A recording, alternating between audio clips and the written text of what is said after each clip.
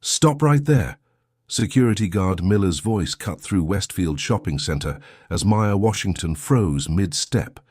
His partner Rodriguez lunged forward, grabbing her arm. "Empty the bag, now!" "Get your hands off me!" Maya yanked away, but Miller was already radioing backup.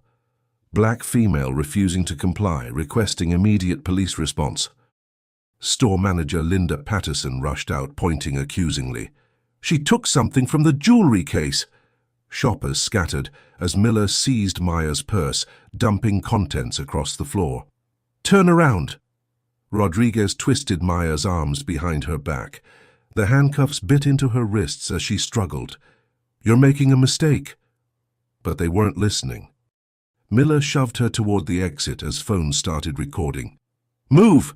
Officer Derek Thompson burst through the crowd, hand on his weapon. "What do we have?" His smirk widened, seeing Maya in cuffs. "Another shoplifter?" Maya locked eyes with him, her voice deadly calm. "Captain Maya Washington, 15th Precinct, badge number 4457. Thompson's face went white.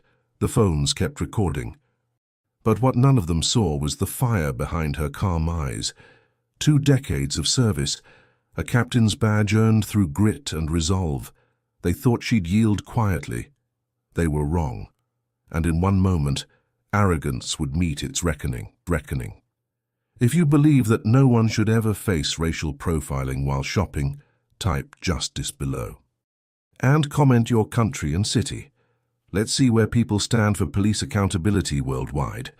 This demonstrates that racial profiling affects communities everywhere. The Saturday afternoon sun streamed through Westfield Shopping Center's skylights, casting warm patches across the polished floors.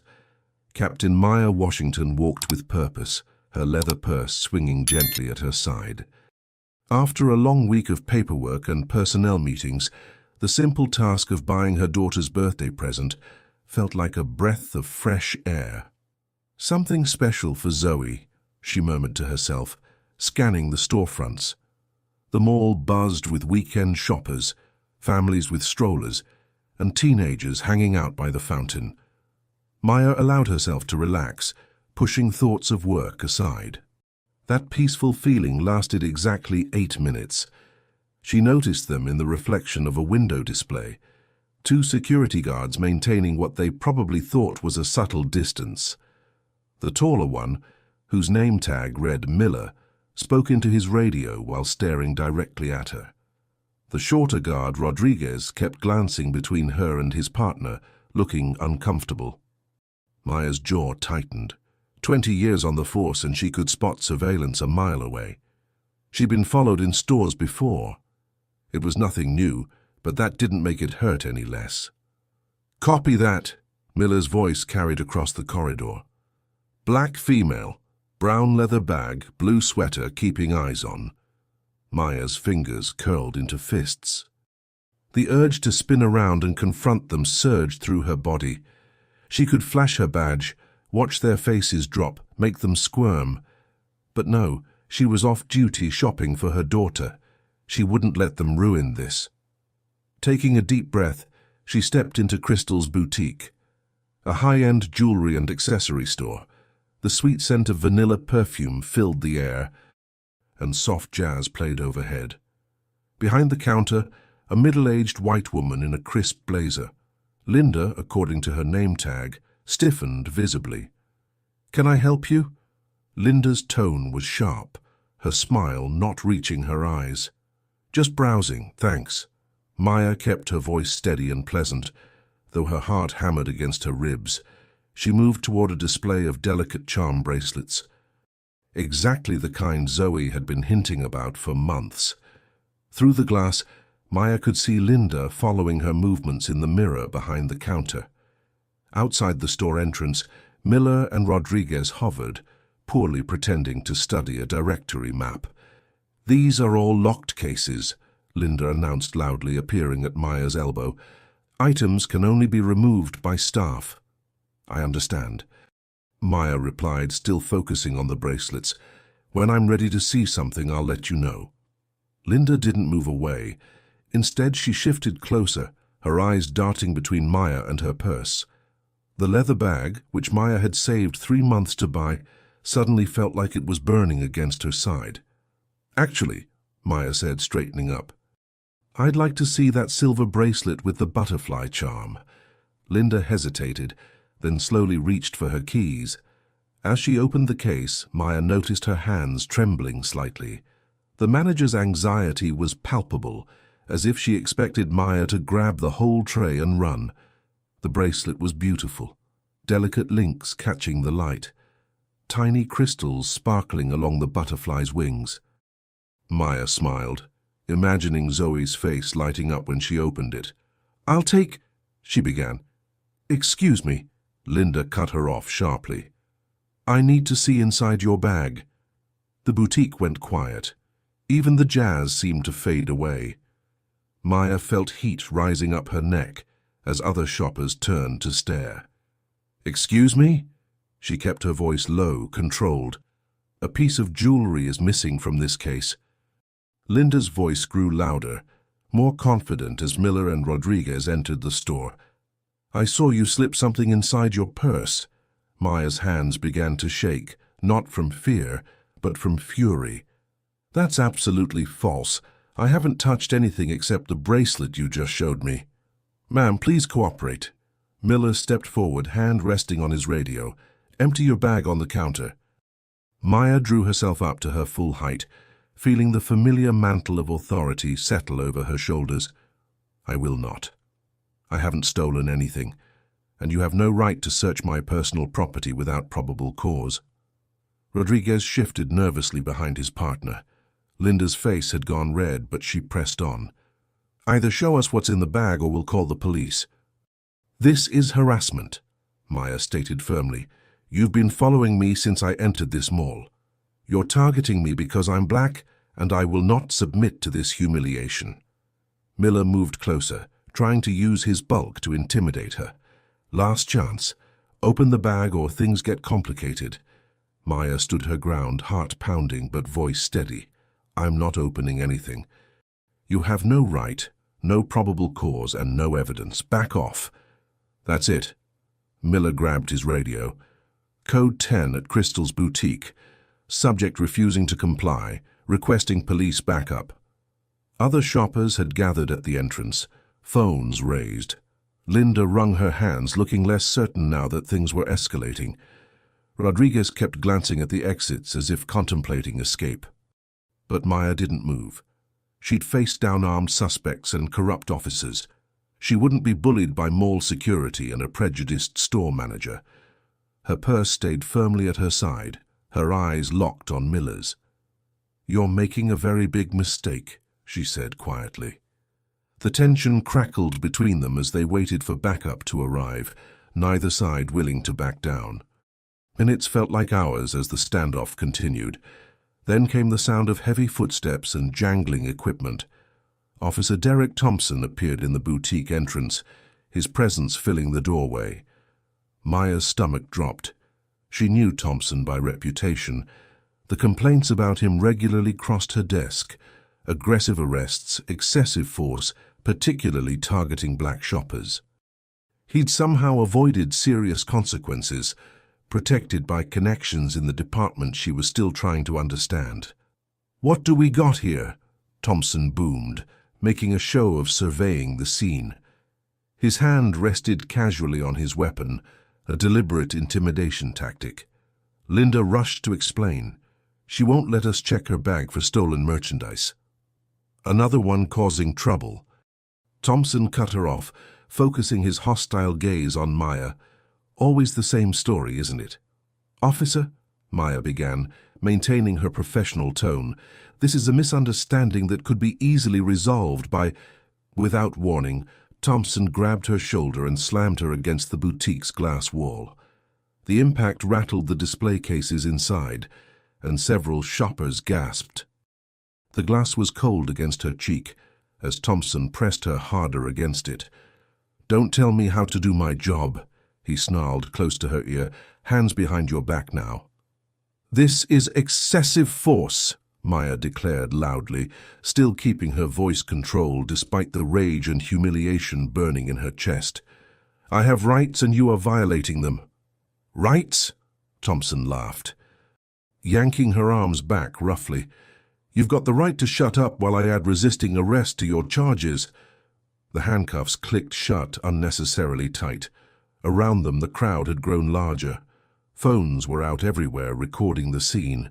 Some people whispered in disgust. Others called out that this wasn't right, but no one intervened. Thompson spun her around and started marching her toward the mall corridor. Each step was a study in controlled fury for Maya.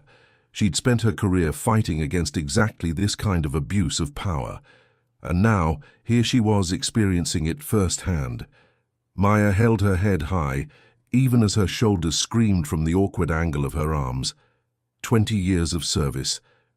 And this is how the system treated her when she was on the other side of the badge. "You should know something about who you just arrested," she said clearly, her voice carrying across the growing crowd of onlookers. "Save it for booking," Thompson snapped, not slowing his pace. But Maya wasn't done, not by a long shot. The mall's main corridor had come to a standstill. Shoppers pressed against storefronts, phones raised high to capture the spectacle of a well-dressed black woman being paraded out in handcuffs. Maya held her head high, even as her shoulders screamed from the awkward angle of her arms. "You're making a scene for nothing," Thompson announced loudly, playing to his audience. "Should have just cooperated." They reached the mall's side exit, where Thompson's patrol car waited. The afternoon sun was harsh after the mall's filtered light, and Maya had to blink several times to adjust her vision. "Before this goes any further," she said clearly, turning to face the growing crowd of onlookers, "I think you should know something, Officer Thompson." "Save it for booking," he snapped, reaching for the car door. "I'm Captain Maya Washington, 15th Precinct," her voice carried across the parking lot. "My badge is in my front pocket, which you would have known if you'd bothered to ask for identification before assaulting me." The crowd's murmuring grew louder. Several people moved closer, phones still recording. Thompson's face flickered with uncertainty before hardening into a sneer. "Sure you are," he scoffed, but there was a new edge of nervousness in his voice. "And I'm the police commissioner." "Check my pocket," Maya insisted. "Left side." Thompson hesitated, then roughly patted her pocket. His hand froze as it encountered the familiar shape of a police badge. Slowly, he withdrew it, the gold shield catching the sunlight. "This is fake," he declared, but his voice had lost its authority. "Another charge, impersonating an officer." The crowd's reaction was immediate. "She's a captain," someone called out. "He arrested a police captain for shopping," another voice added. The phones kept recording, documenting every second of Thompson's increasingly obvious discomfort. "I suggest you remove these handcuffs," Maya said quietly, "before you dig yourself any deeper." "Officer, this badge could be fake," Thompson insisted, but his hands were shaking slightly. "I'm taking you in for verification and adding charges." "For what?" Maya challenged, keeping her voice steady despite her mounting anger. "Shopping while black. Is that still your standard procedure?" "Officer Thompson?" More phones appeared in the crowd. Someone was live streaming. Thompson's face had turned an ugly shade of red as he realized how badly he'd miscalculated. But instead of backing down, he grabbed Maya's arm again, trying to force her into the patrol car. "You're just making it worse for yourself," he growled. "Fake badge, resisting arrest, interfering with an officer." The crowd's volume increased, their outrage palpable. Maya stood her ground even in handcuffs, her voice carrying clearly over the growing chaos. "Every second of this is being recorded, officer. Every abuse of power, every violation of protocol. Are you sure you want to continue?" A mall security supervisor came running out, his face flushed with panic. Behind him, a woman in a crisp business suit clutched her phone, speaking rapidly into it. The supervisor took in the scene, the angry crowd, the handcuffed police captain, the increasingly agitated Officer Thompson, and his face went pale. "Internal affairs is on their way," the woman in the suit announced, identifying herself as Patricia Wells, the mall's PR director. "Officer, perhaps we should move this situation inside." "There's nothing to move inside," Maya stated firmly. "These handcuffs need to come off now." More phones appeared in the crowd. Live streams multiplied. Comments and shares exploded across social media platforms. The story was spreading faster than anyone could control it. "Look at these numbers," someone called out. 20,000 views already. Patricia Wells stepped closer, her professional smile strained. "Officer Thompson, given the circumstances, perhaps we should—" "I don't take orders from mall management," Thompson snapped. But his bravado was cracking. Sweat beaded on his forehead despite the cool air. A police cruiser pulled into the parking lot, its lights flashing but sirens silent. Sergeant Robert Davis stepped out, his weathered face carefully neutral as he assessed the situation. He'd worked with Maya for years, knew her reputation for integrity. "Officer Thompson," Davis called out, his tone deceptively casual. "Want to tell me why you've got a police captain in cuffs?" Thompson's grip on Maya's arm finally loosened. "Sergeant, I was responding to a theft call. This woman claimed to be a captain, but—" "That's Captain Washington," Davis interrupted. "Your commanding officer's commanding officer. The badge you're holding? It's real. I suggest you verify that fact quickly." The crowd had gone quiet, watching the drama unfold.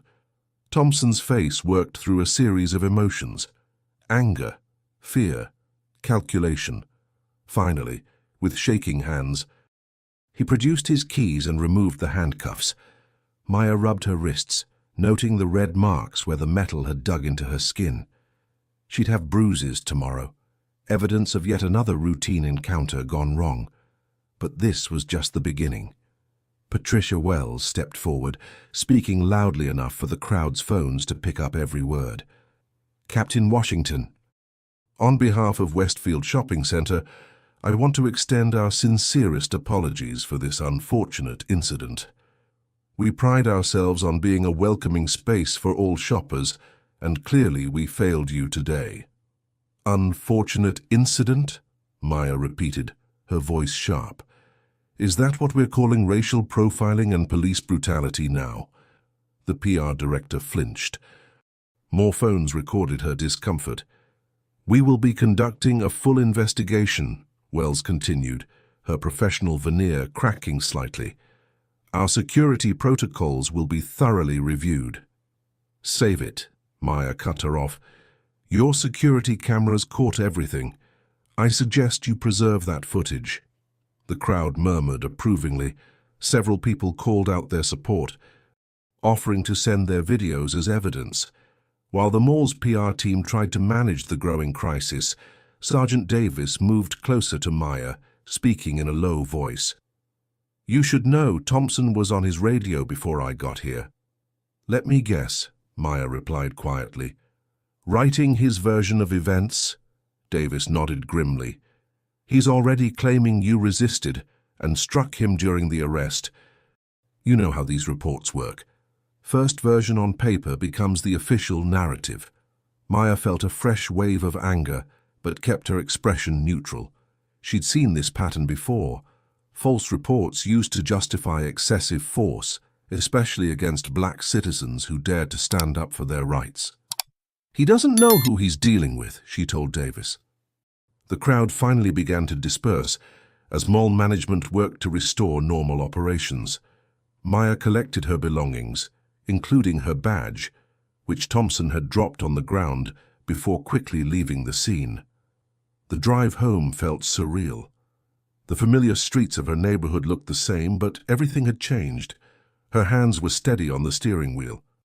But her mind raced through the implications of what had happened. Walking into her house, Maya headed straight for her home office. She needed to document everything while it was fresh in her memory. The laptop powered on with a soft hum. Her email notification pinged. New message from the department. Subject line: Incident Report 2T123487. Maya opened the attachment, her jaw tightening as she read.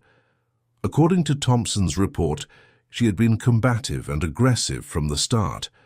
He claimed she had struck out at officers and resisted legitimate security protocols. The report painted a picture of an angry black woman out of control, the exact stereotype she'd fought against her entire career. She sat back in her chair, the accusations burning on her screen. The email had been copied to Internal Affairs, the Chief's Office, and the police union. Thompson had moved fast, trying to control the narrative. Her phone buzzed. Text message from an unknown number. "Back off, Captain. You don't know what you're stepping into." Maya stared at the screen, her police training noting details automatically. Local area code. Text sent through a standard carrier. Not a messaging app. The threat was plain but carefully worded. Nothing explicitly criminal. She took a screenshot, documenting the time and date. One more piece of evidence for whatever was coming. The kitchen clock showed 7:30 p.m. when Amanda Rodriguez arrived, carrying a bottle of wine and wearing the concerned expression Maya had come to know well over their 15 years of friendship. As a defense attorney, Amanda had seen enough cases to recognize when trouble was brewing. "I ordered Chinese," Maya said, gesturing to the takeout containers on the dining room table. "Figured we'd need fuel for this conversation." Amanda sat down her bag and pulled out a manila folder. "I reviewed the report you sent. It's worse than I thought, Maya." They settled at the table, the familiar comfort of their usual dinner routine now overshadowed by the day's events. Maya served the food while Amanda poured the wine, both women falling into a practiced rhythm that spoke of years of friendship and shared battles. "Tell me straight," Maya said, pushing her sweet and sour chicken around the plate. "How bad is it?" Amanda took a slow sip of wine before answering. "The report is crafted perfectly to trigger an IIA investigation. Thompson knows exactly what he's doing. He's claiming you struck him during the arrest. That's assault on an officer. He's painted you as hostile, aggressive, uncooperative, and he's got those mall security guards backing his story." "But there are videos," Maya protested. "Dozens of witnesses saw what really happened." "Videos can help, but you know how the department works. They'll say the footage is incomplete, that it doesn't show the whole story. They'll focus on your attitude, claim you escalated the situation." Amanda's fork clinked against her plate as she set it down. "And let's be honest, we both know how the system treats black officers who make waves." Maya pushed her plate away, her appetite gone. "So what are my options? Legally, we can fight it. The videos help and your record is spotless, but—" Amanda hesitated, choosing her words carefully. "If the department decides to push this narrative, you could be looking at suspension pending investigation. They might even try to force you into early retirement." "Over a false shoplifting accusation?" Maya's voice rose with incredulity. "No," Amanda replied softly. "Over challenging the status quo, over making them look bad, over being a black woman who wouldn't just take the humiliation quietly." The truth of those words hung heavy in the air. Maya stood up, walking to the kitchen window. Outside, her quiet suburban street looked peaceful, normal, but nothing felt normal anymore. "I could go public," Maya said, turning back to face her friend. "The story's already out there. I could give interviews, tell my side." Amanda's expression grew more concerned. "That's risky. Remember Captain Williams from the 12th Precinct? He went public about racial profiling in his department 3 years ago. Last I heard, he's working security at a warehouse in Ohio. The system has ways of making examples of people who speak up." "So I'm supposed to just take it?" Maya's hands clenched into fists. "Let them write their lies, destroy my reputation, everything I've worked for?" "No," Amanda said firmly. We fight smart, we gather evidence, we build a case. She hesitated again, then added, "And Maya, I don't think this is just about you." "What do you mean?" Amanda opened the manila folder she'd brought, spreading several documents across the table. "In the past year, I've defended 6 clients, all black, all arrested at or near that mall, all charged with resisting arrest or assaulting officers, all after they filed complaints about harassment." Maya leaned over the papers, her police training kicking in as she scanned the details. Same officers involved. Thompson appears in most of them. And look at the pattern. The charges always come after the complaints. It's like they're using the threat of prosecution to silence people. Maya felt a chill run down her spine. The implications were staggering. "How many cases are we talking about?" "These are just the ones that came to me. How many people do you think took plea deals because they couldn't afford to fight? How many stayed quiet because they were afraid?" The conversation continued late into the evening, both women picking apart details, looking for patterns, building a bigger picture. By the time Amanda left, the kitchen clock showed nearly midnight. But sleep wouldn't come. Maya sat in her darkened living room, her laptop casting a blue glow over her face as she scrolled through social media. The videos of her arrest had exploded online. Some comments expressed outrage, demanding justice. Others spewed racist venom, claiming she'd played the race card or got what she deserved. A news site had picked up the story. Black police captain arrested while shopping, racial profiling or legitimate stop. The comments section was a battlefield of competing narratives. Her phone buzzed on the coffee table, another unknown number. The message made her sit up straighter. "Back off, Captain, you don't know what you're stepping into." Maya stared at the screen, her police training noting details automatically. This was the second threat. Someone was watching. Someone was worried enough to try intimidating her. She took another screenshot, documenting the time and date. One more piece of evidence for whatever was coming. The phone's glow illuminated her face in the dark room, highlighting the determination in her expression. They thought they could scare her into silence. They didn't know who they were dealing with. Sunlight streamed through the windows of Amanda's office as Maya arrived at 8:00 a.m. sharp.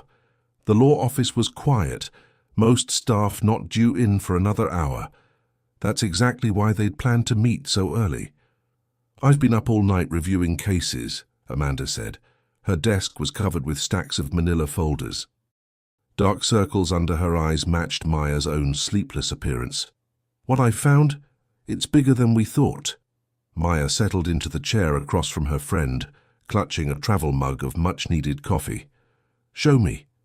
Amanda spread out dozens of case files, creating a grid of paper across her large desk.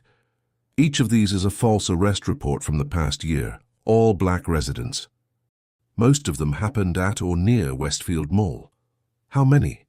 47 cases that I can confirm, but these are just the ones where people fought back or sought legal help. For every person who challenges the charges, there are probably 5 who can't afford to." Maya leaned forward, scanning the documents. Her trained eye caught patterns immediately. Same officers showing up repeatedly? Thompson, Martinez, Cooper. Amanda tapped several files. And look at the charges: resisting arrest, assaulting an officer, disorderly conduct. All charges that pit the citizens' word against the officers, making it nearly impossible to fight in court. "Exactly," Maya added, her jaw tightening. "And here's where it gets interesting." Amanda pulled out a spreadsheet she'd compiled. Of these cases, 86% end in guilty pleas. Most defendants accept deals rather than risk trial. "That's way above normal plea rates," Maya noted, her investigator's instincts firing up. "And every single plea deal includes mandatory probation." Amanda's voice took on an edge. "Specifically, probation through a private contractor called New Horizons Supervision Services." Maya's eyebrows rose. "Private probation? I didn't even know that was legal." "It's a growing trend.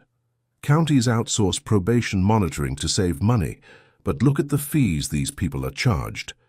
Amanda handed over another document. Monthly supervision fees, drug testing fees, electronic monitoring fees. Some people end up paying thousands of dollars over their probation period. Creating a whole new debtor's prison system, Maya muttered, anger building in her chest. And if they can't pay? They violate probation. Back to jail, more fees. It's an endless cycle. Maya stood up, too agitated to sit still. I need to see our internal files on this. There has to be a paper trail at the precinct. Be careful, Amanda warned. After those threats last night. I'm still a police captain. I have every right to review arrest records. Maya gathered her things. They can't stop me from doing my job. But as she headed for the door, both women knew that everything had changed. The system Maya had dedicated her life to was revealing its true face, and it wasn't pretty. An hour later, Maya sat at her desk in the precinct, methodically pulling digital records. She noticed the sideways glances from other officers, the whispered conversations that stopped when she walked by. Thompson's false arrest report had clearly made the rounds. She ignored them, focusing on her computer screen. Years' worth of arrest data scrolled past as she searched for patterns. Location: Westfield Mall. Officer: Thompson. Charge: resisting arrest. The numbers kept growing. Then she found something that made her pause. A memo about the department's partnership with New Horizons Supervision Services. The company's CEO was listed, Richard Westfield, the same family that owned the mall. Digging deeper, she uncovered financial reports. The probation company was a subsidiary of Westfield Holdings, LLC. The mall security firm was another subsidiary. It was all connected. Her phone buzzed. A text from Amanda found something else. These cases spike every quarter right before the mall reports earnings to shareholders. Maya's mind raced. More arrests meant more people on probation. More people on probation meant more fees collected. The mall's security targeted black shoppers. Local police made arrests on false charges, and the Westfield family profited from the resulting probation payments. She printed key documents, tucking them into her briefcase. On her way out, she caught more whispers, more stares. Let them talk. She had bigger concerns now. The afternoon sun was harsh as Maya parked across from Westfield Mall. The building's glass facade gleamed, projecting an image of upscale retail prosperity. Yesterday she'd seen it as the scene of her humiliation.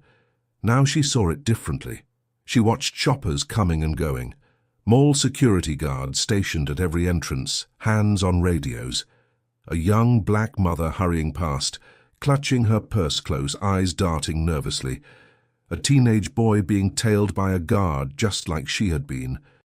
The scale of it hit her all at once. How long had this been going on?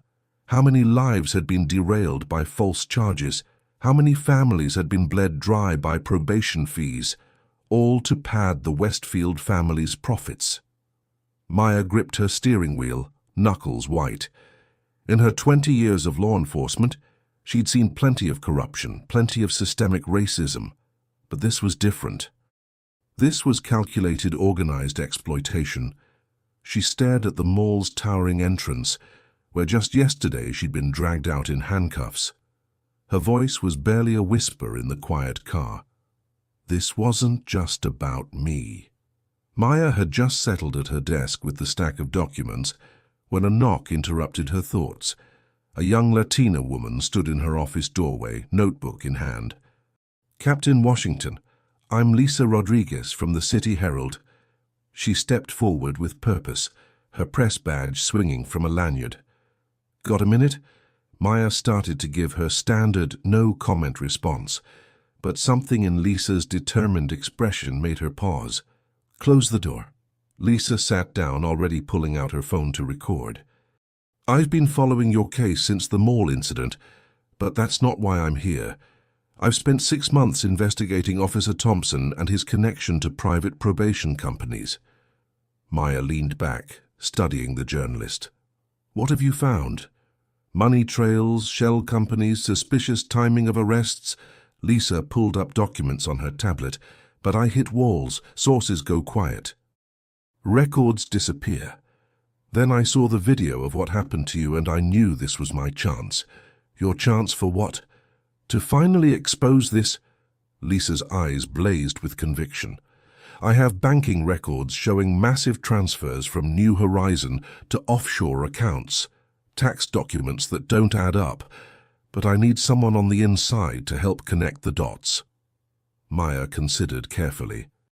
Journalists could be allies or enemies, but something about Lisa's intensity reminded her of herself 20 years ago. What's your angle on this story? The truth. How a racist cop and a corporate machine are destroying black lives for profit.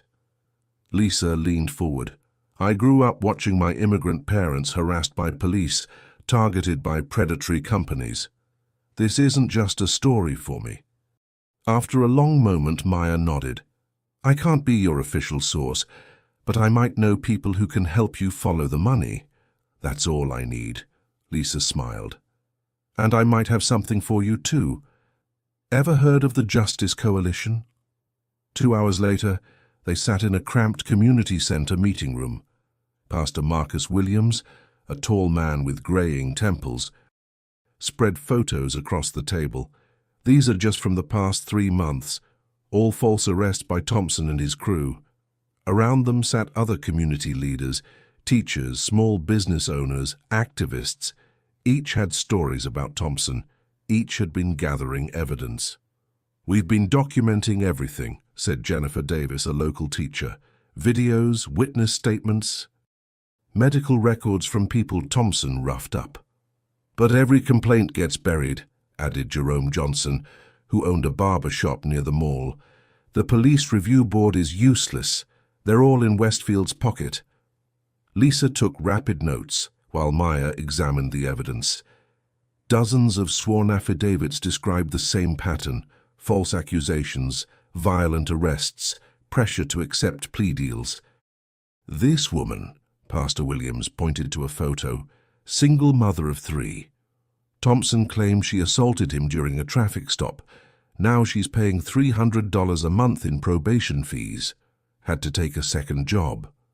They threatened to take her kids if she fought the charges, Jennifer added quietly. Maya's hands clenched. Why haven't these stories come out before? Fear, Jerome said simply. Thompson makes examples of people who speak up. Strange traffic stops, sudden building code violations, kids getting hassled at school. But we kept records, Pastor Williams said, waiting for someone with the power to do something. He looked meaningfully at Maya. Lisa spoke up. With these affidavits and my financial documents, we could build a solid case. The Herald would publish it. It would take more than one article, Maya cautioned. The Westfield family has armies of lawyers. Then we'll write a series, Lisa said firmly. Follow every thread. Show how deep this goes. They spent another hour planning, connecting pieces of the puzzle. The activists had years of documentation. Lisa had financial expertise. Maya had insider knowledge of police procedures. We need to move carefully, Maya warned as they wrapped up.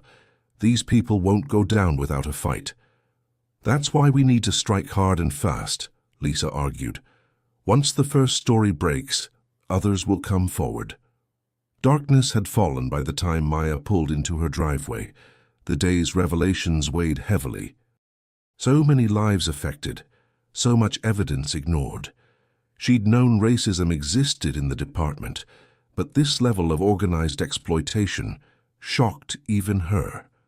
As she walked to her front door, Maya's phone buzzed with another threatening message, but this time she smiled. Let them threaten. She wasn't alone anymore.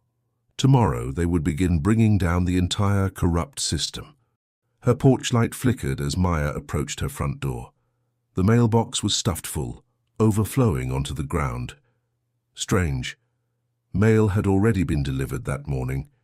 Gathering the scattered envelopes, her stomach tightened. No return addresses, no postmarks, hand-delivered. Inside, she spread them on her kitchen table. Her hands trembled slightly as she opened the first one, a crude drawing of a hanging figure. Below it, words cut from magazines. Mind your business. The next contained photos, surveillance shots of her leaving her house, shopping, meeting Amanda. Someone had been following her. More letters spilled out, racial slurs in jagged handwriting, threats against her family. Pictures of her daughter's school. The last envelope held a single photo, Maya being arrested at the mall. Someone had drawn crosshairs over her face. She sat heavily in her kitchen chair, the hate mail surrounding her like toxic confetti. They were trying to scare her into silence like they'd scared so many others, but they'd made a mistake. Maya Washington didn't scare easily. And now she had proof they were worried enough to threaten her. She gathered the letters carefully, preserving any potential evidence. Tomorrow she'd show them to Lisa and the coalition. Let them document one more example of intimidation. The threats meant she was on the right track and she wasn't alone anymore. The next morning, Maya walked through the precinct hallway.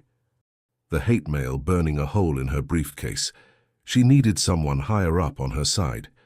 Lieutenant Harris's office door was open, and she could see him reviewing reports at his desk. "Got a minute, Mark?" she asked, knocking lightly on the doorframe. Harris looked up with his characteristic easy smile. "For you. Always, Captain." He gestured to the chair across from him. "Close the door." Maya settled into the chair, studying her old friend's face. She'd known Mark Harris for 15 years, worked countless cases together. He'd backed her promotion to captain, stood up for her when others questioned her leadership. "I need to show you something," she said, pulling out the threatening letters. "This was in my mailbox last night." Harris's expression darkened as he examined the hate mail. His jaw tightened at the photo with the crosshairs. "Jesus, Maya, have you reported this?" "To who?" She leaned forward. "Mark, this goes deeper than just Thompson and that mall incident. I've been digging and there's a pattern. False arrests, coerced pleas, all feeding into this private probation racket." "That's a serious accusation." Harris set the letters down carefully. "You have proof?" "Building it. I've got victim statements, financial records showing suspicious payments, and now these threats." She tapped the letters. "Someone's scared enough to try intimidating me." Harris rubbed his temples. "Look, you know I've always had your back. But this kind of investigation, it could shake the whole department." "It needs shaking," Maya's voice hardened. "You've seen how Thompson operates, how many complaints we've buried. This isn't just about dirty cops. It's systematic exploitation." "I hear you." Harris stood, pacing behind his desk. "You're right. This needs to be investigated, but we need to be smart about it." He turned to face her. "Let me help. I can quietly put out some feelers, see who else might be willing to step forward." Relief flooded through Maya. "Thanks, Mark. I knew I could count on you. Always." He smiled warmly. "Just watch yourself, okay? Maybe stay with family for a few days until we figure out who sent these threats." "I'm not hiding," Maya said firmly. "That's what they want." Stubborn as ever, Harris shook his head fondly. "At least let me assign a patrol car to drive by your house regularly." "I can handle myself." Maya gathered the letters. "But thanks. It helps knowing you're in my corner." "We look out for our own," Harris assured her. "Keep me updated on what you find." The rest of Maya's day passed in a blur of routine duties and careful evidence gathering. She made copies of key documents, stored them in secure locations. Too many records had a way of disappearing in cases like this. It was after midnight when she finally headed home. The street was quiet, crickets chirping in the warm summer air. She pulled into her driveway, automatic lights illuminating her usual parking spot. The harsh glare revealed angry red letters sprayed across her car's hood and doors.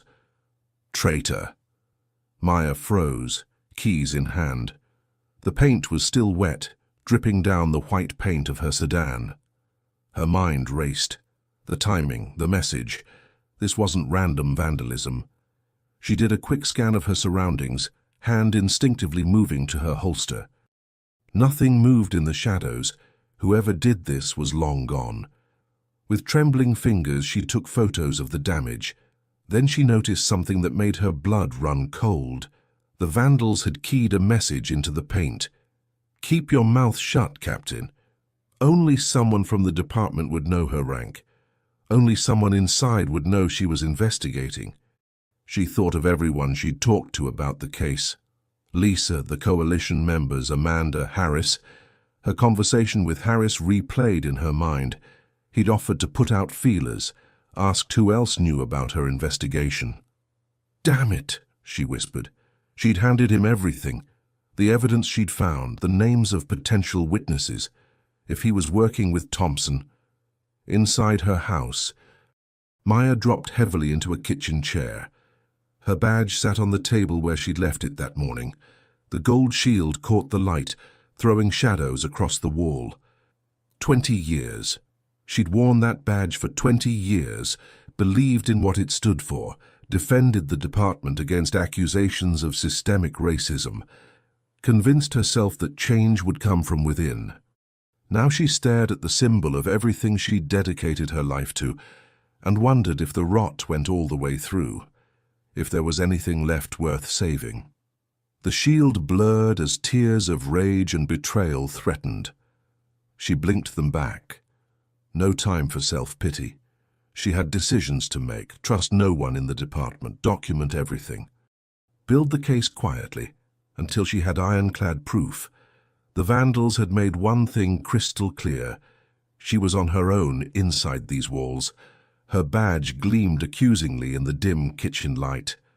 The weight of 20 years pressed down on her shoulders as she faced the possibility that the institution she'd believed in had become the very thing she'd sworn to fight against. The next morning, Maya's phone buzzed with an urgent text from Lisa. "Need to meet, big break," the usual spot. 20 minutes later, Maya sat in the back booth of Jerry's diner, nursing a coffee that had gone cold. The small restaurant was nearly empty, just a few regulars scattered at the counter. The bell above the door chimed as Lisa rushed in, her messenger bag clutched tight against her side. "Sorry I'm late," Lisa said, sliding into the booth. Her eyes darted around the diner before she leaned forward. "But you're going to want to see this." Lisa pulled out a manila envelope, careful to keep it below table level. "Remember that source I mentioned? The one inside mall management?" She slid the envelope across to Maya. "They came through big time." Maya opened the envelope carefully, pulling out several sheets of corporate letterhead. Her eyes widened as she scanned the first page. "This is internal memos from the mall's board meetings. Dating back 18 months, Lisa finished, her voice barely above a whisper. "Look at page 3. Maya flipped to the indicated page. The memo detailed loss prevention initiatives, corporate speak for security protocols. But as she read further, her hands began to shake. The document laid out explicit instructions for security to target high-risk demographics, a thin veil for racial profiling. It included quotes from meetings where board members discussed coordinating with local police to maximize enforcement opportunities. They were working with Thompson directly, Lisa explained, tapping a highlighted section. The board approved bonuses for security staff based on arrest numbers. They knew exactly what they were doing. Maya read further. The memo detailed how arrests would feed into the private probation system, a company called New Horizons Supervision Services. The mall's parent corporation owned a controlling stake. "It's all here," Maya breathed. "The whole pipeline. They weren't just allowing racial profiling, they were incentivizing it, turning it into profit." Lisa nodded grimly. Every false arrest meant another person forced into their probation program. Monthly fees, mandatory rehabilitation classes. all funneling money back to the same corporate interests. "How did you get this?" Maya asked carefully, returning the papers to the envelope. "My source works in corporate accounting. They've been documenting everything, waiting for someone to investigate." Lisa's eyes gleamed. When they saw the videos of your arrest go viral, they knew it was time. Maya sat back, her mind racing. This was exactly what they needed. Proof of coordination between police and corporate interests, evidence of intentional targeting of black shoppers. No one could dismiss this as a few bad apples or isolated incidents. "We need to protect this," Maya said firmly. "And your source?" "Already handled," Lisa assured her. "They've documented everything, backed up files, multiple copies in secure locations. Smart." Maya tucked the envelope into her jacket. "I'll scan these tonight, create digital backups, but we need to move carefully after what happened to my car." "You think someone in the department is working with them?" "I know they are." Maya's voice was hard. "Lieutenant Harris, I trusted him, told him about the investigation. Next thing I know, my car is vandalized with a warning. Only someone inside would know to leave that message." Lisa's expression darkened. "Then we keep this between us. No one else knows about these documents until we're ready to go public." "Agreed." Maya checked her watch. "I need to get these somewhere safe, then we plan our next move." They parted ways outside the diner. Lisa heading to the newspaper office while Maya drove home, the envelope secure in her jacket. Her hand kept touching it during the drive, reassuring herself it was real. At home, Maya went straight to her study. The heavy wooden desk had been her father's. Solid oak with a hidden compartment in the bottom drawer. She carefully placed the envelope inside, then locked the drawer with the key she wore around her neck. For the first time in weeks, she felt something like hope. The weight of isolation and betrayal lifted slightly. They had proof now, not just witness statements or circumstantial evidence, but direct documentation of the conspiracy. Maya fixed herself dinner, actually tasting the food for once instead of just going through the motions. She checked her security cameras, a habit now, but the street was quiet. No suspicious vehicles, no more vandals in the night. Later, as she prepared for bed, Maya allowed herself to imagine the aftermath. The press conference where they'd reveal everything. The looks on the faces of the mall executives, Thompson, Harris, all of them realizing their scheme was exposed. The victims finally seeing justice. She switched off the lights, the house settling into familiar creaks and hums. The desk drawer was securely locked, the key safe around her neck. For the first time since this started, sleep came easily. Tomorrow, they'd begin planning how to release the evidence.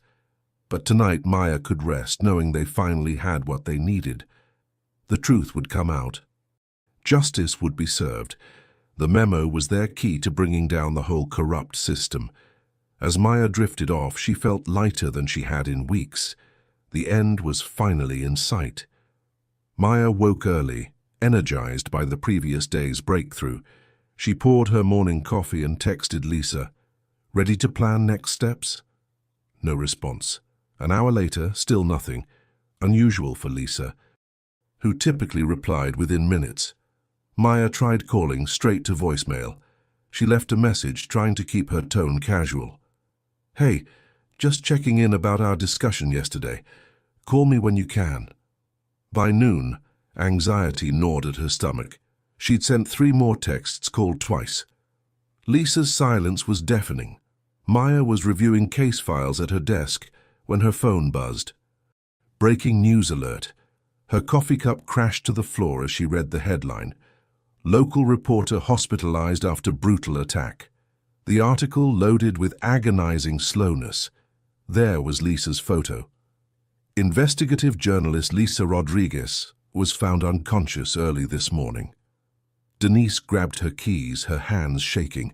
The drive to Metro General felt endless. Every red light an eternity. Her mind raced with possibilities, each worse than the last. This was her fault. She'd pulled Lisa into this mess. The hospital lobby was crowded with reporters.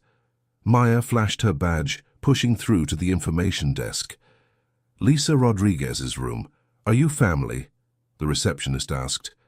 "Police captain. She's a witness in an ongoing investigation." The lie came easily. Necessary. Room 412. The elevator seemed to crawl between floors. Maya's guilt grew with each passing second. She should have known they'd target Lisa, should have protected her better. Room 412's door was open. Lisa lay in the hospital bed, her face bruised, left arm in a cast. Despite everything, her eyes lit up when she saw Maya. "You look terrible," Lisa croaked. "Me?" Maya moved to the bedside. "You're the one in the hospital gown." "Should see the other guy." Lisa tried to smile but winced. "What happened?" Maya asked, pulling up a chair. "Walking to my car after work. Someone grabbed me from behind." Lisa's voice was rough. Professional job, knew exactly how to hurt without killing. Maya's fists clenched. "Did you see their face?" Lisa glanced at the door, then lowered her voice. "Better. Saw something else. When they threw me down, their jacket rode up. Chrome flashed at their hip." Maya went cold. "A badge?" Lisa nodded slightly. "Department issue, same as yours." The confirmation hit Maya like a physical blow. One of her own had done this, someone she might pass in the precinct hallways every day.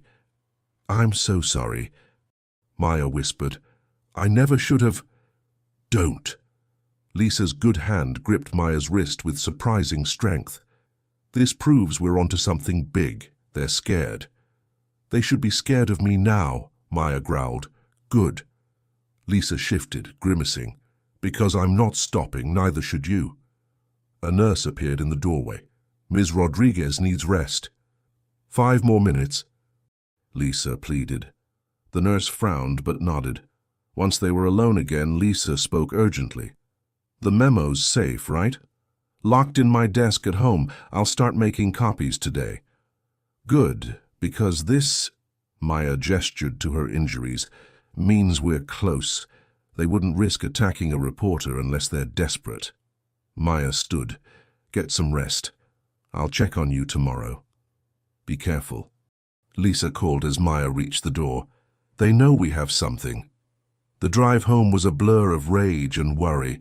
Maya's mind kept replaying Lisa's words. A department badge. Someone she worked with had done this. The betrayal burned deep. She pulled into her driveway as sunset painted the sky orange. Something felt off before she even reached the front door. A subtle wrongness in the air. The door was locked, but that meant nothing.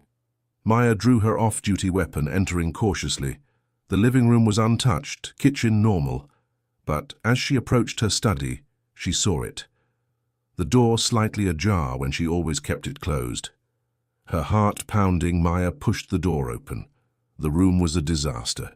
Books thrown from shelves, papers scattered. And her father's desk. The heavy oak drawer had been forced open.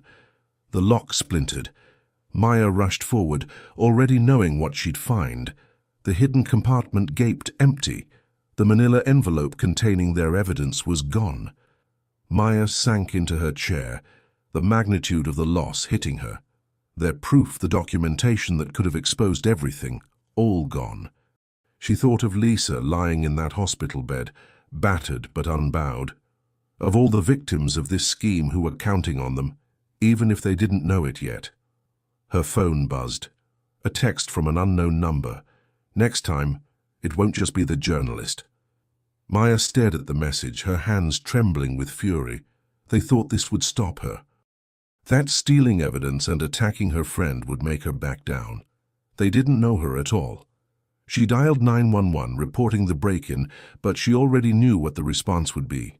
A routine report, no real investigation, the system protecting its own. As she waited for patrol officers to arrive, Maya looked around her violated study. The desk her father had given her, now broken. The scattered remnants of her investigation. They'd taken the memo, but they couldn't take her determination, or Lisa's courage, or the truth of what they'd uncovered. The morning after the break-in, Maya sat at her kitchen table, staring at the official summons from Internal Affairs. The cream-colored paper felt heavy in her hands, each word a hammer blow. Immediate suspension pending investigation. Allegations of misconduct. Her phone wouldn't stop buzzing. News alerts kept popping up, each headline worse than the last. Troubled police captain claims conspiracy. Sources say suspended officer shows signs of instability. Police captain's vendetta against mall security raises questions. Maya clicked one article, her jaw clenching as she read. Sources within the department describe Captain Washington's recent behavior as erratic and vindictive. The decorated officer's apparent obsession with proving discrimination at Westfield Mall has colleagues concerned. Lies, she whispered, closing the browser. But the damage was done. They were painting her as the angry black woman, twisting her justified outrage into something dangerous and irrational.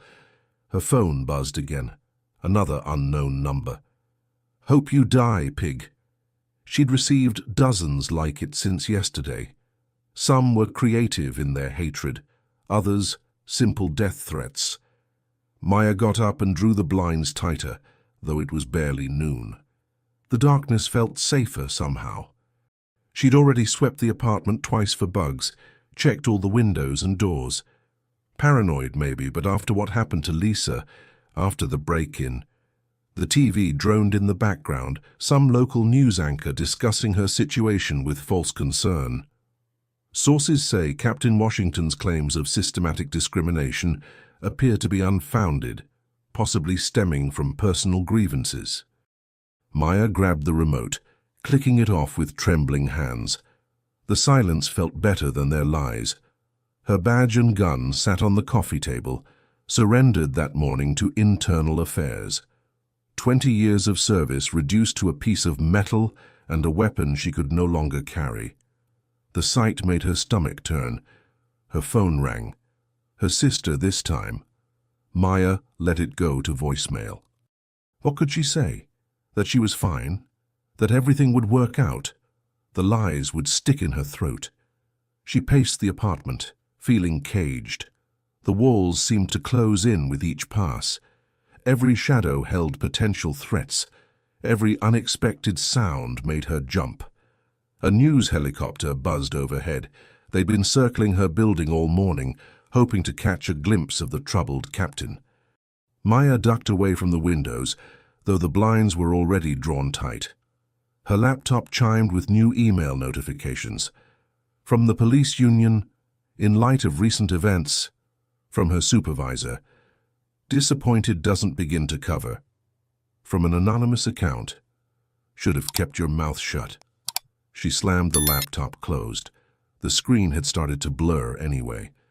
Her eyes burning with frustrated tears she refused to let fall. The doorbell rang, making her jump. Maya approached cautiously, checking the peephole. Her heart skipped. Zoe stood in the hallway, backpack slung over one shoulder. "Zoe, what are you doing here?" Maya opened the door quickly, pulling her daughter inside. "You should be in school." "Half day," Zoe said, dropping her backpack. Without hesitation, she wrapped her arms around her mother in a fierce hug. "And I needed to see you." Maya stiffened at first, then melted into the embrace. She hadn't realized how much she needed this simple human contact from someone who didn't see her as a threat or a failure. "Dad's worried," Zoe said, still holding tight. "He's been trying to call you." "I know." Maya pulled back, studying her daughter's face. I can't talk to anyone right now, not with everything." "You mean all the lies they're telling?" Zoe's young face hardened with anger. "We know they're lies, Mom. Everyone at school knows too." She pulled out her phone, fingers flying across the screen. "Look at this."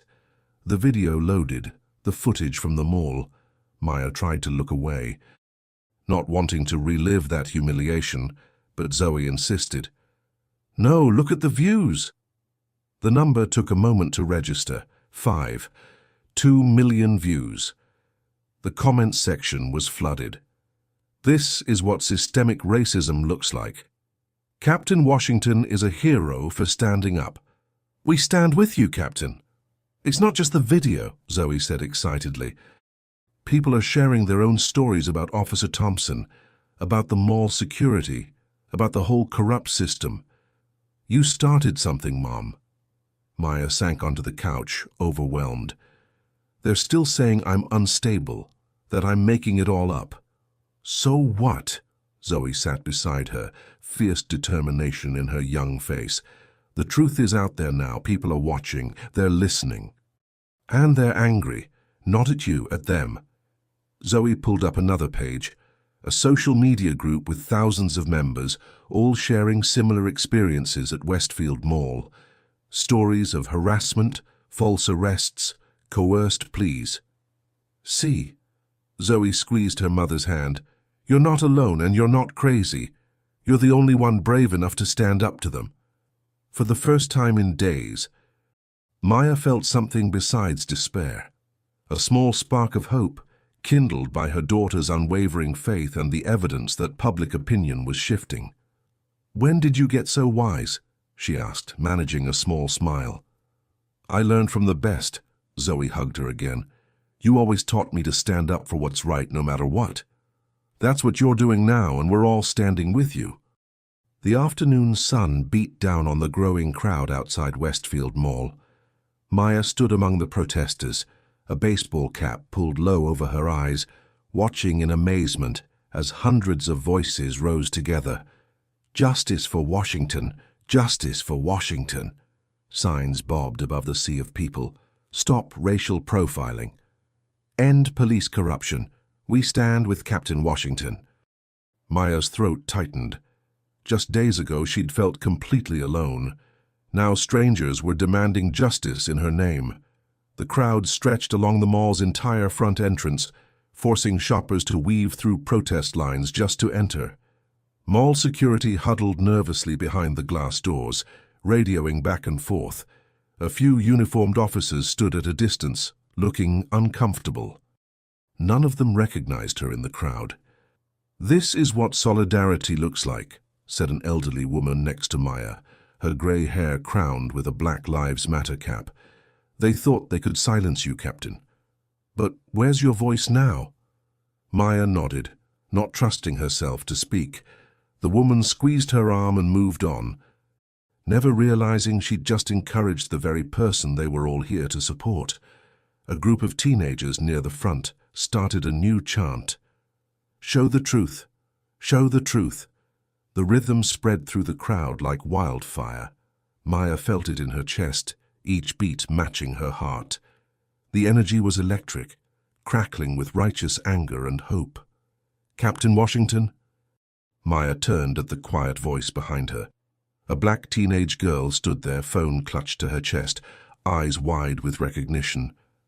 I'm Tiana, the girl said quickly. Tiana Brooks. I recorded the video of what they did to you. Maya's eyes widened.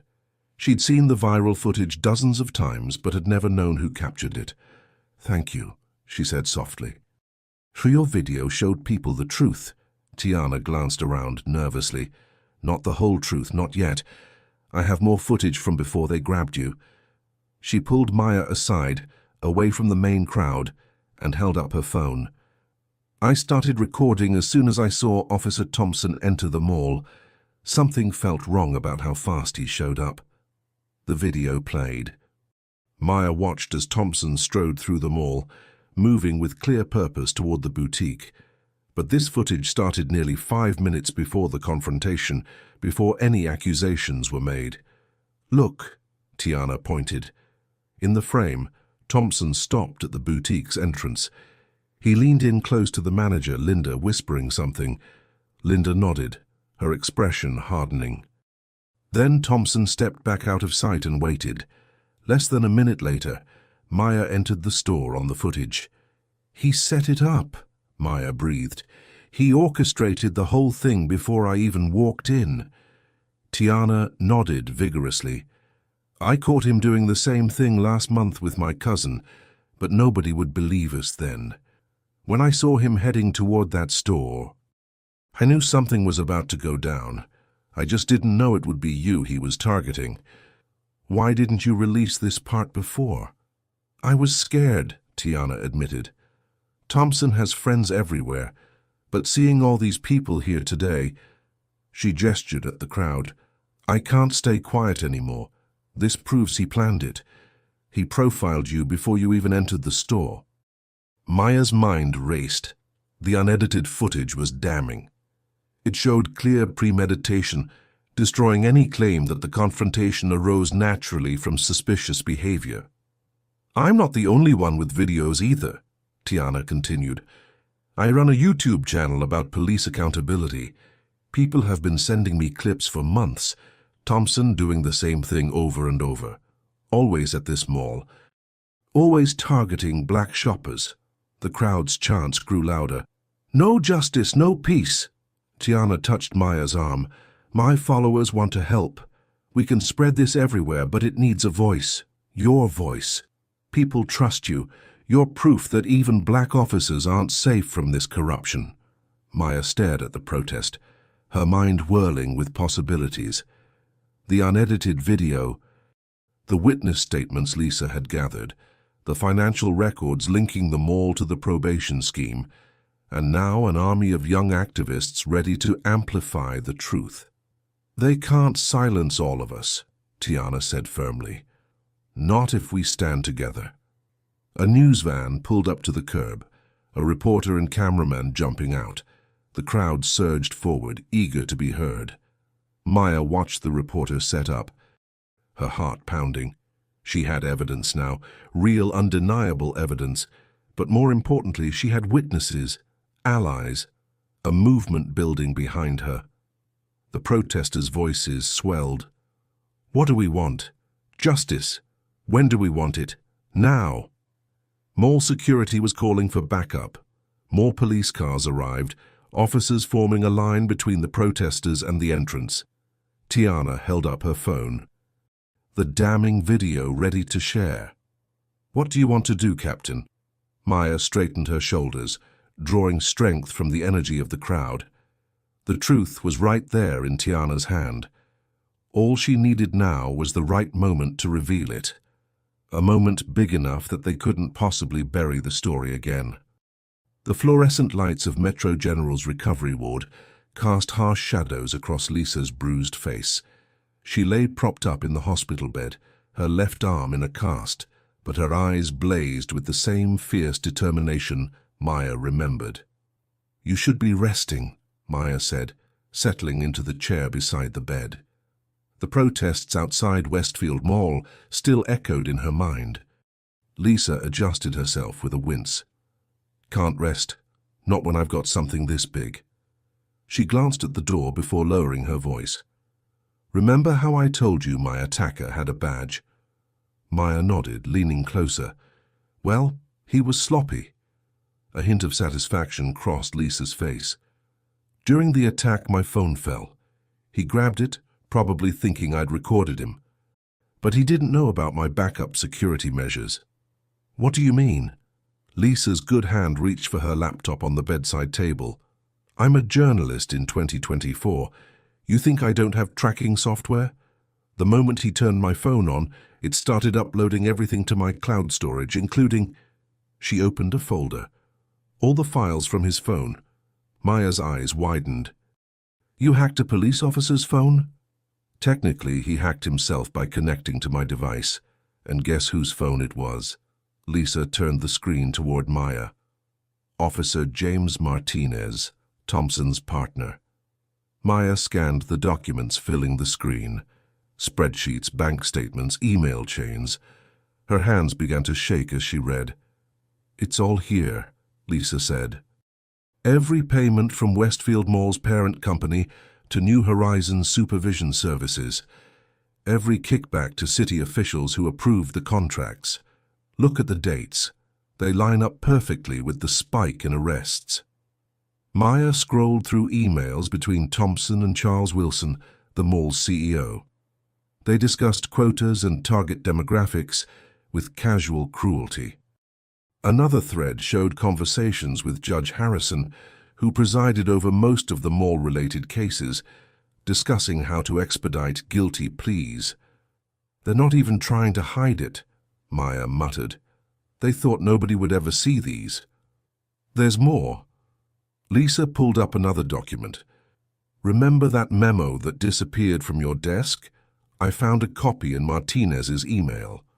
He was the one who broke in, probably on Thompson's orders." The pieces clicked together in Maya's mind. "That's why they attacked you. They knew you were close to exposing everything. And now we have proof that goes way beyond just racial profiling at the mall. This is systematic exploitation for profit." Lisa's voice strengthened. "But we need the right platform to release it. Somewhere they can't shut us down or spin the story." Maya pulled out her phone, checking the city calendar. "The council meeting this Thursday night. It's a public forum. Anyone can speak." "Perfect." Lisa sat up straighter, ignoring the pain. "The press always covers council meetings, plus half the people implicated in these documents will be sitting right there on the council. They'll try to shut me down the moment I start speaking. Not if we time it right." Lisa's reporter instincts kicked in. "We release the unedited arrest video an hour before the meeting. While everyone's reacting to that, you take the podium. Once you start presenting the financial evidence, they won't dare stop you. Not with every news camera rolling." Maya imagined the scene, facing down Thompson, the council members, the mall executives, all the people who thought they could break her. "We'll need to organize everything perfectly. These documents, the video footage, witness statements. I've already started compiling it." Lisa pulled up a presentation. "We just need to fine-tune your statement. Hit them with the personal story first. What happened to you? Then broaden it to show the pattern. End with the financial proof that ties it all together." They spent the next hour organizing the evidence, crafting the narrative. Lisa's journalistic experience helped structure the revelations for maximum impact. Maya added details from her law enforcement background, highlighting how each piece violated specific policies and laws. "You know they'll come after us hard for this," Maya said finally. "Especially you. They've already shown they're willing to use violence." Lisa touched her bruised face. "Let them try. Every attack just proves we're telling the truth. Besides," she managed to smile, "I've got a police captain watching my back now." Maya squeezed Lisa's hand gently. "Get some rest. I'll have uniforms I trust posted outside your door tonight."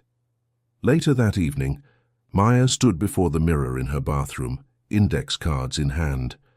The speech they'd prepared felt heavy with truth and consequence. She studied her reflection, the shadows under her eyes, the new lines of stress around her mouth, the steel in her gaze. "My name is Captain Maya Washington," she practiced, her voice steady. 2 weeks ago, I was falsely arrested while shopping at Westfield Mall. But this isn't just about one incident of racial profiling. This is about a systematic criminal enterprise operating within our city." She paused, remembering the protesters' chants, Tiana's courage, Lisa's determination despite her injuries. The weight of their trust pressed on her shoulders. "This stops now," she told her reflection, "all of it." The marble halls of City Hall echoed with footsteps and whispered conversations. Camera crews jostled for position near the council chamber doors. Inside, every seat was filled with people standing along the walls and spilling into the hallway. Maya paused in the doorway, her heart pounding. The evidence folder felt heavy in her hands. She spotted familiar faces, Lisa in the back, her arm still in a cast, Tiana with her phone ready to record, community activists wearing Justice for Washington t-shirts. Nobody noticed her at first. She was dressed in civilian clothes, her badge pinned inside her blazer. Near the front, Officer Thompson lounged in his chair, talking and laughing with Charles Wilson, the mall's CEO. Their comfortable arrogance made her stomach turn.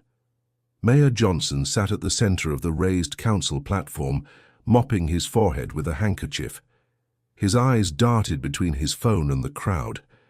The other council members shifted in their seats, obviously aware of the tension filling the room.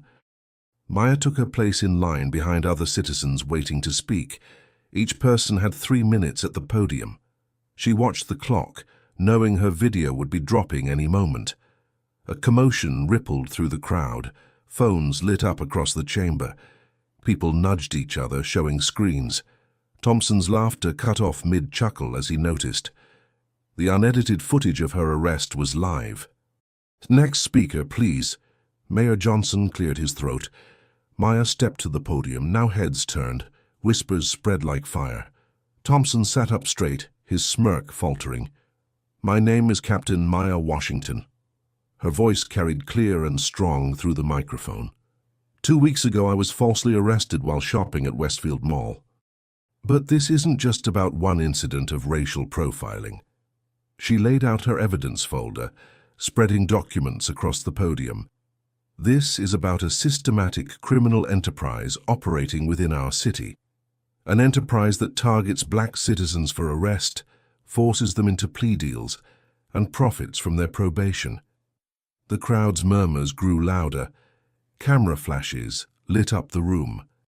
"I have here internal communications between mall executives and police officers." She held up the first document. They discuss arrest quotas targeting specific demographics. "I have financial records showing payments from the mall's parent company to New Horizons Supervision Services." Wilson, the mall CEO, pulled out his phone, typing frantically. Mayor Johnson tried to interrupt. "Captain Washington, this forum is for community concerns, not unfounded accusations." "These accusations are fully documented," Maya continued, her voice rising, "including emails between Officer Derek Thompson and Judge Harrison discussing how to expedite guilty pleas." She turned to face Thompson directly. "The same Officer Thompson who falsely arrested me, then filed a fraudulent report claiming I assaulted him." Thompson's face had turned red. He half rose from his seat, but Wilson grabbed his arm, whispering urgently, "When I began investigating this scheme, I was suspended. A journalist helping me was attacked by a police officer." Maya held up a thumb drive, but they made a mistake. The officer who attacked her accidentally uploaded evidence proving everything I'm saying. The crowd was fully engaged now, recording every word. Some people were already posting live updates. Phones kept buzzing with notifications as the story spread. "This system has destroyed lives," Maya said.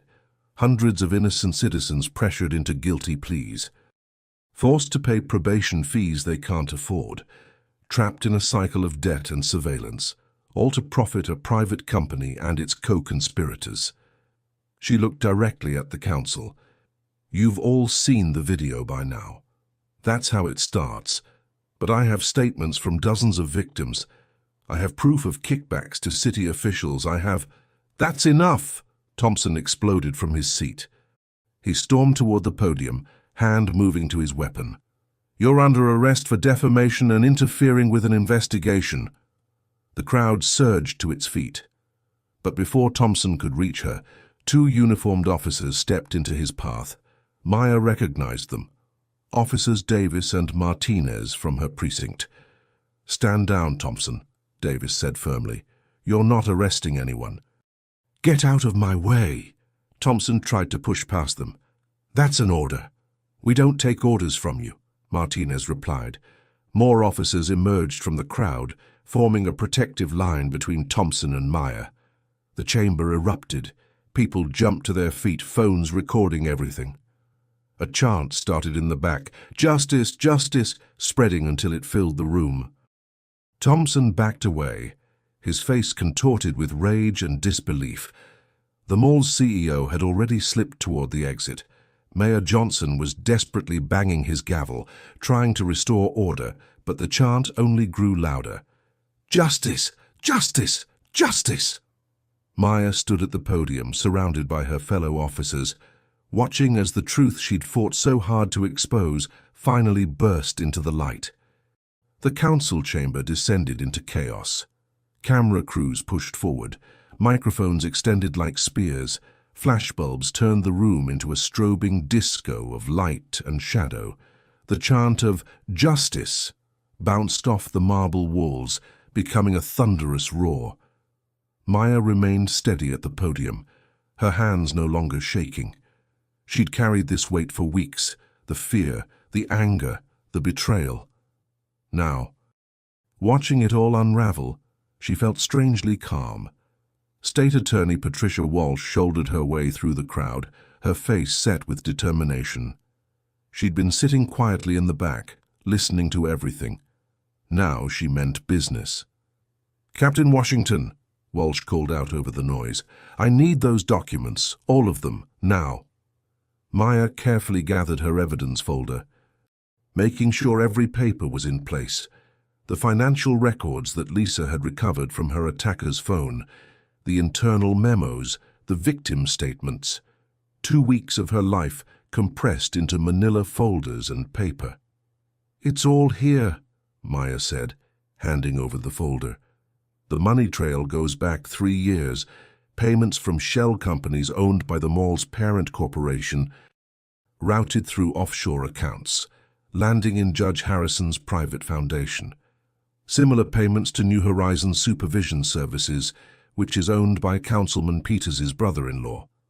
Walsh flipped through the documents, her eyes widening. "This is comprehensive." She pulled out her phone, firing off rapid texts. "I'm calling in my team. Nobody leaves this room." The mayor was still trying to restore order, but his gavel strikes were drowned out by the crowd. Several council members had already slipped away through the side door. Others sat frozen, faces pale, probably wondering if their names were in that folder. Thompson paced near the wall like a caged animal, the other officers still blocking his path to Maya. His hand kept twitching toward his empty holster.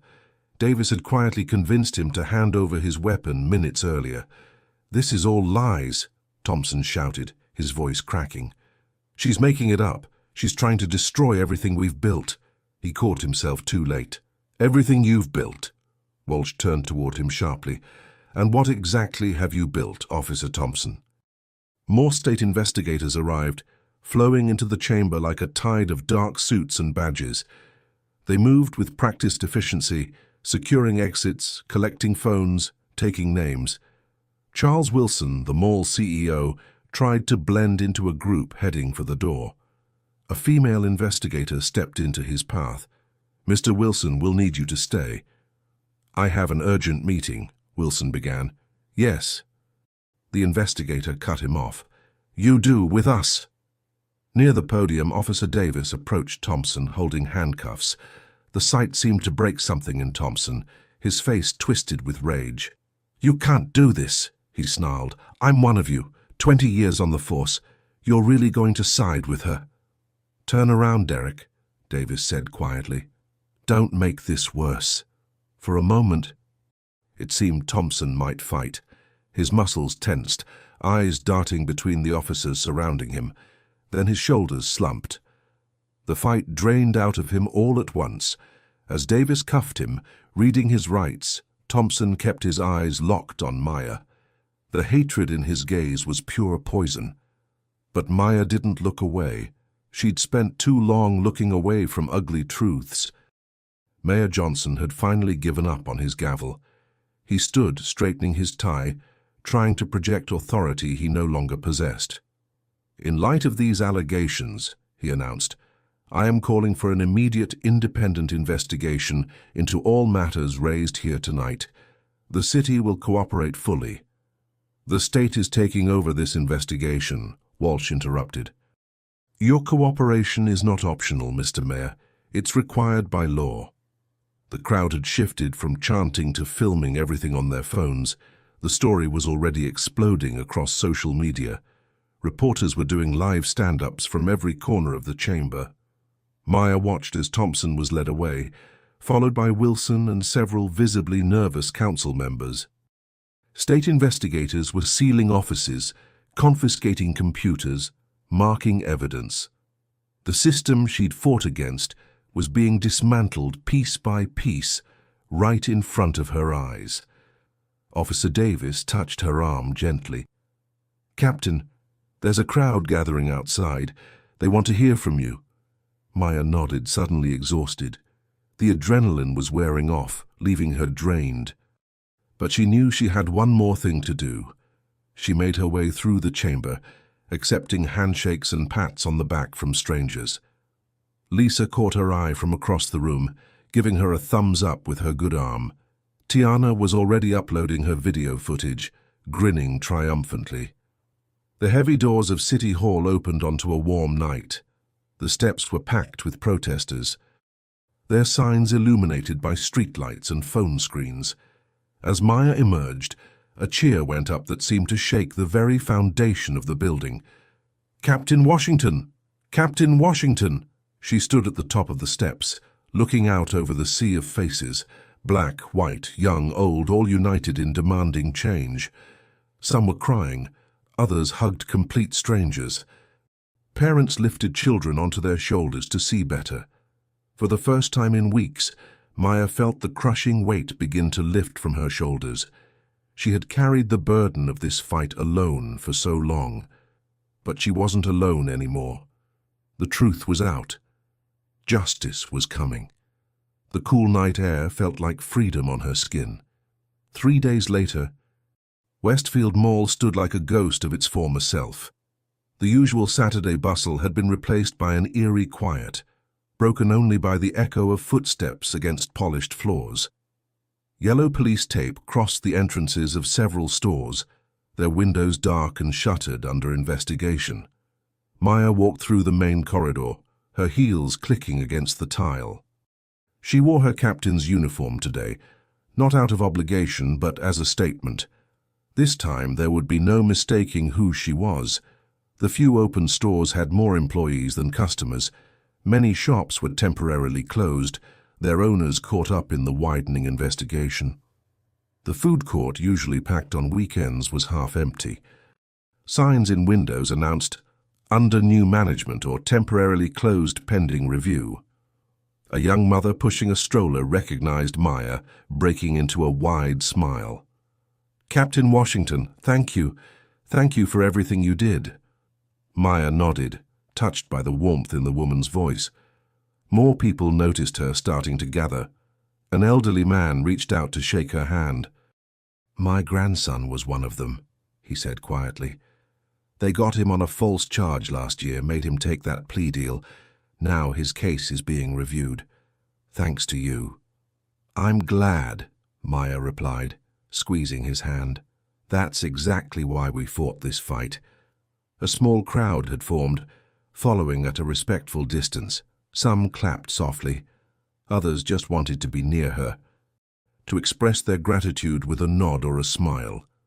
Security guards, new ones hired after the entire previous team was dismissed, stood straight and saluted as she passed.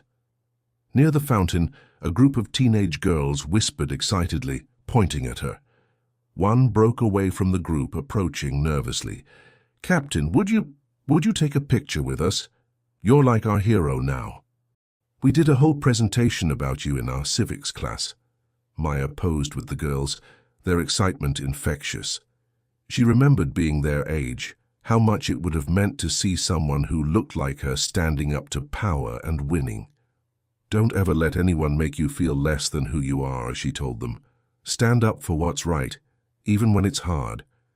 She spotted Zoe waiting by the boutique, the same one where everything had started. Her daughter's face lit up as Maya approached. "Mom!" Zoe rushed forward for a hug. "This is so weird, being back here." "Good weird or bad weird?" "Good weird. Definitely good weird." Zoe gestured at the store. "They got a whole new staff, the manager who called the cops on you? She's being investigated too. Turns out she was getting kickbacks for targeting black shoppers." Inside the boutique, the atmosphere was completely different. The new staff greeted them warmly, almost reverently. The young cashier could barely contain her excitement. "Captain Washington, it's such an honor. Please let us know if you need anything at all." Maya and Zoe browsed the jewelry section, finally able to shop in peace. The same displays that had led to Maya's arrest now sparkled innocently under the lights. "Still can't believe it took 3 weeks just to buy you a birthday present," Maya said, examining a delicate silver necklace. "Worth the wait, though." Zoe touched her mother's arm.